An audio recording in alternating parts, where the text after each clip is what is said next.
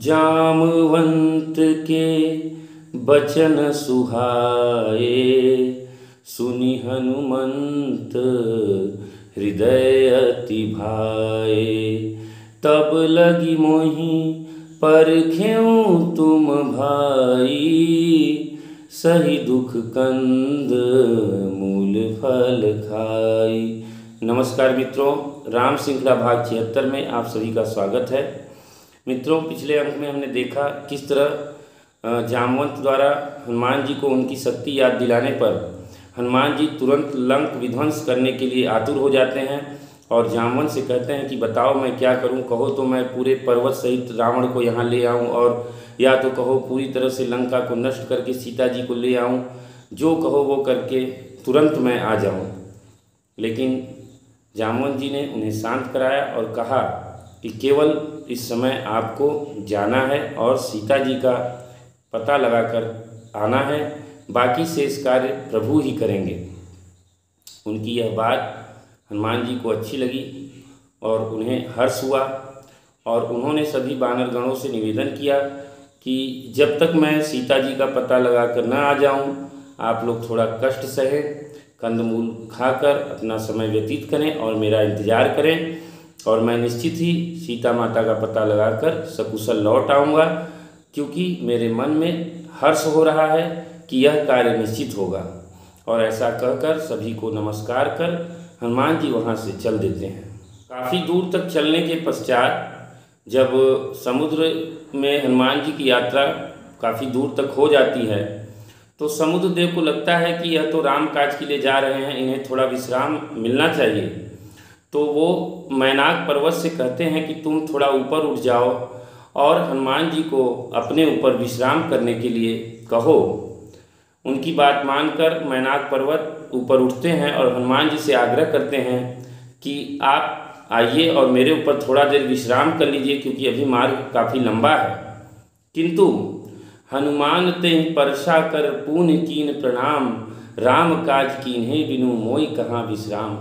हनुमान जी मैनाक पर्वत को प्रणाम करते हैं और कहते हैं कि मुझे इस समय राम काज के अलावा कुछ नहीं सूझ रहा है और बिना राम काज किए मुझे कोई विश्राम नहीं है। और ऐसा कहकर पवन पुत्र हनुमान आगे बढ़ जाते हैं। उनको आगे बढ़ता देख निरंतर और उनके चातुर्य को देख देवता भी उनकी परीक्षा लेने की सोचते हैं। और ऐसे में देवताओं ने सर्पों की माता सुरसा को हनुमान जी के बल और बुद्धि की परीक्षा करने के लिए भेजा। सुरसा ने हनुमान जी के पास आकर कहा, आज सुरन मोहि दीन आहारा, सुनत बचन कह पवन कुमारा, राम काजु करी फिरी मैं आवऊँ, सीता कई सुधी प्रभु ही सुनाऊँ। आज देवताओं ने मुझे भोजन दिया है। यह वचन सुनकर पवन कुमार हनुमान जी ने कहा, श्री राम जी का कार्य करके मैं लौट आऊँ और सीता जी की खबर प्रभु को सुना दूँ, तब मैं आकर तुम्हारे मुँह में घुस जाऊँगा, तुम मुझे खा लेना। हे माता, मैं सत्य कहता हूँ, अभी मुझे जाने दे। जब किसी भी उपाय से उसने जाने नहीं दिया, तब हनुमान जी ने कहा, तो फिर मुझे खा ही लो।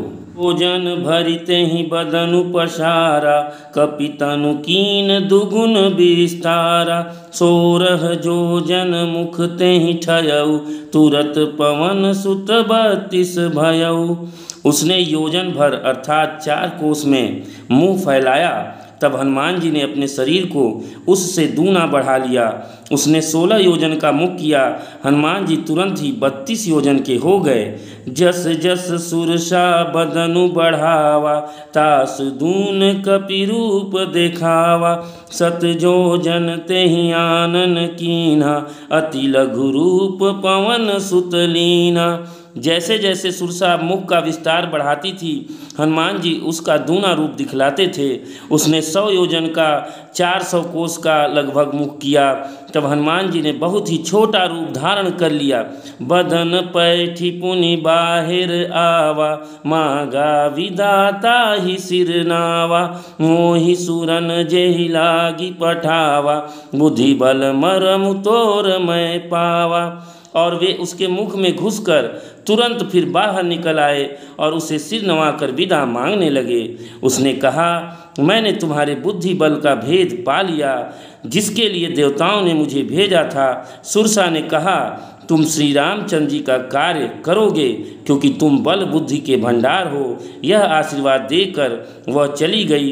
तब हनुमान जी हर्षित होकर चले।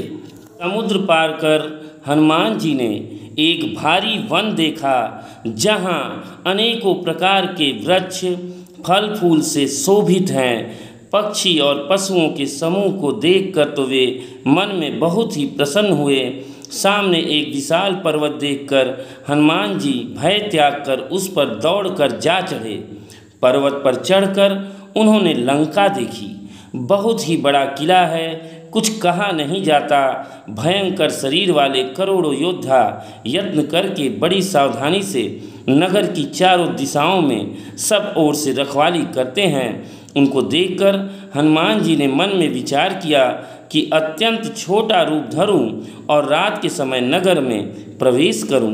मसक समान रूप कपिधरि, लंकहि चले सुमिर नरहरि, नाम लंकिनी एक निश्चरी, सो कह चले सी मोहि निंदरी। हनुमान जी मच्छर के समान छोटा सा रूप धारण करके लंका को चले। लंका के द्वार पर लंकिनी नाम की एक राक्षसी रहती थी।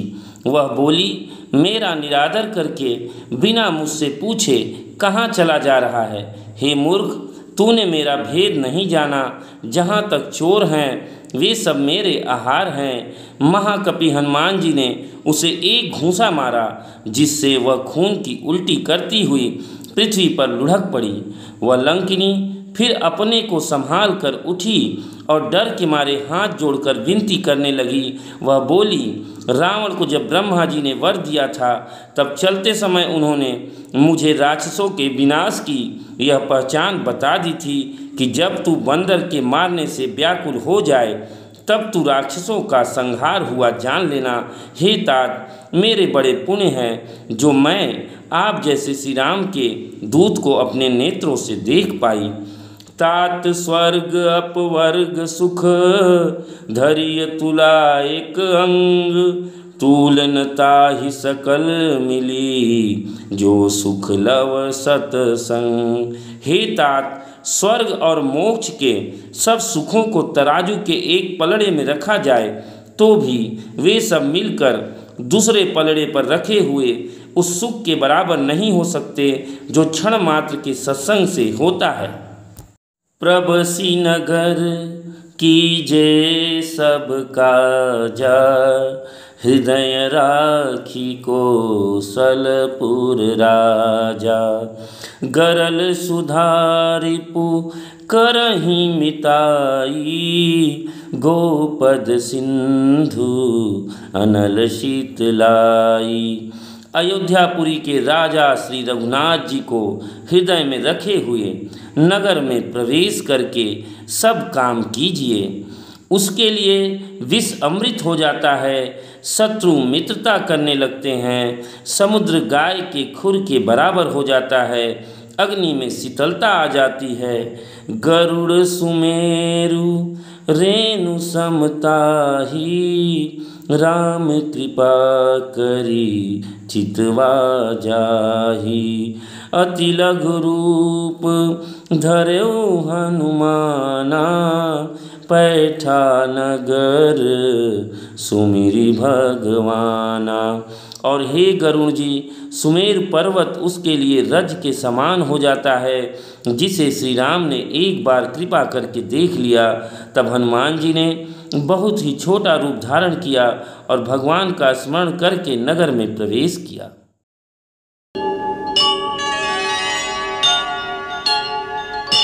मित्रों, आज की कथा में हमने देखा किस तरह जब हनुमान जी महाराज समुद्र की यात्रा कर रहे हैं तो भी उनके सामने चुनौतियाँ आ रही हैं, लंका में पहुंच रहे हैं तब भी चुनौतियाँ आ रही हैं। मतलब पग पग पर उनके सामने संकट और चुनौतियाँ आ रही हैं, लेकिन वह प्रभु श्री राम का प्रताप है, उनकी कृपा है कि वह चुनौतियाँ उन्हें बिल्कुल रोक नहीं पा रही हैं और सभी चुनौतियों को रौंदते हुए वे आगे बढ़ते जा रहे हैं।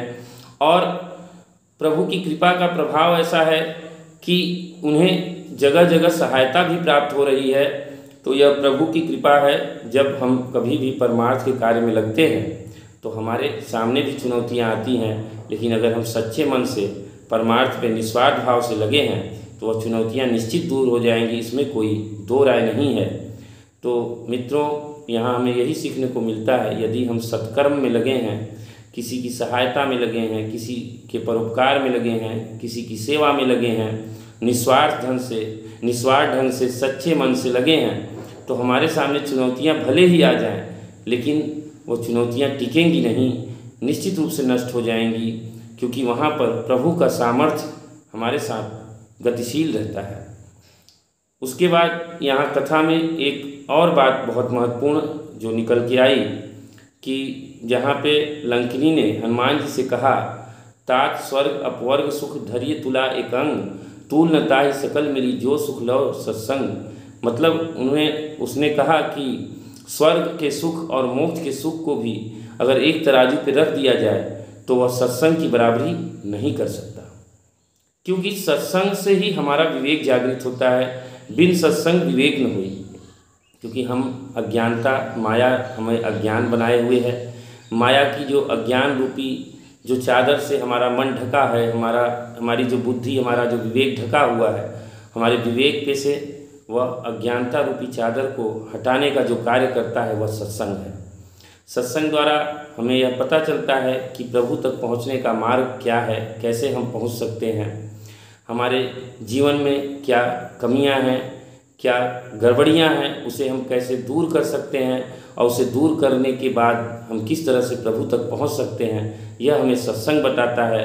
सत्संग हमें इस माया मोह के जाल से मुक्त करने में सहायक होता है और हमें उस परम पद को प्राप्त कराने में सहायक होता है जो देवताओं के लिए भी दुर्लभ है। इसलिए यहाँ पर कहना कोई अतिशयोक्ति नहीं है कि सत्संग स्वर्ग और मोक्ष के सुख से भी बढ़कर है। मित्रों, इन्हीं सब बातों के साथ मैं अपनी वाणी को विराम देता हूँ। फिर मिलेंगे अगले अंक में, तब तक आपसे आज्ञा लेता हूँ। नमस्कार, जय श्री राम।